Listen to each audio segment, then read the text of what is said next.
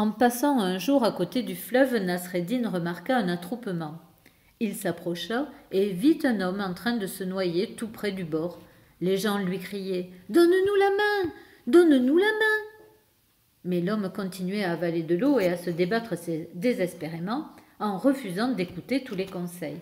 Nasreddin Hodja reconnut l'homme tout de suite. « Poussez-vous, dit-il aux autres, c'est mon voisin, je le connais, il est tellement avare qu'il ne donnera jamais rien. » Donc Nasreddin s'approcha du bord du fleuve et cria « Voisin, prends ma main, prends ma main !» Le voisin s'accrocha à la main tendue sans hésiter et fut sauvé de la noyade.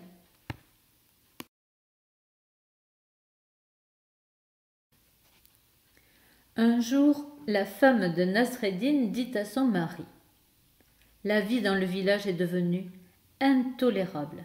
La moitié des gens est très riche, pendant que l'autre moitié n'a même pas de quoi manger. Si toi, qui es respecté de tous, tu arrivais à les convaincre de partager leurs richesses, alors tout le monde pourrait vivre heureux. » « Tu as absolument raison, femme.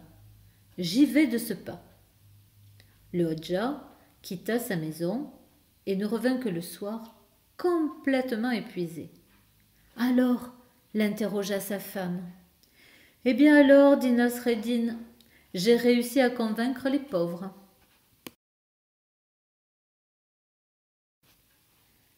Tard dans la nuit, Nasreddin Hodja était dans la rue à tourner en rond sous un lampadaire. Son voisin, qui rentrait d'une longue soirée, passa près de lui. « Que fais-tu, Nasreddin, si tard ?»« J'ai perdu la clé de ma maison. »« Ne t'inquiète pas, je vais t'aider à la retrouver. » Le voisin se mit à chercher avec Nasreddin. Ils regardèrent partout, sous les pierres, sous les feuilles mortes, dans la poussière, mais en vain, il n'y avait aucune trace de la clé. « Dis-moi, Nasreddin, es-tu vraiment sûr d'avoir perdu ta clé ici ?»« Non, dit Nasreddin, je ne l'ai pas perdue ici, je l'ai perdue dans l'autre rue, là-bas. »« Mais alors, pourquoi la cherches-tu ici ?»« Parce que là-bas il fait sombre, et que ici, dans cette rue, il y a de la lumière. » Un soir que Nasreddin revenait de son travail dans les champs, avec des vêtements sales et crottés, il entendit chanter et rire et il comprit qu'il y avait une fête dans les environs. Or, chez nous, quand il y a une fête, tout le monde peut y participer. Nasreddin poussa donc la porte de la maison et sourit de bonheur. Une bonne odeur de couscous se dégageait de la cuisine. Mais il ne put aller plus loin. Il était tellement mal habillé qu'on le chassa sans ménagement.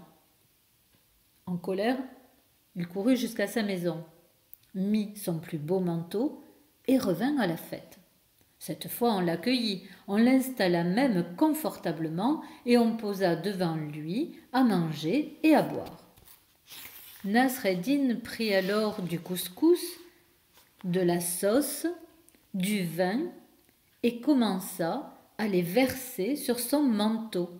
Et il disait « Mange mon manteau, bois mon manteau. » L'homme assis à côté de lui « Mais que fais-tu, malheureux? Tu es devenu fou ?»« Non, l'ami, lui répondit Nasreddin. En vérité, moi, je ne suis pas invité. C'est mon manteau qui est invité. »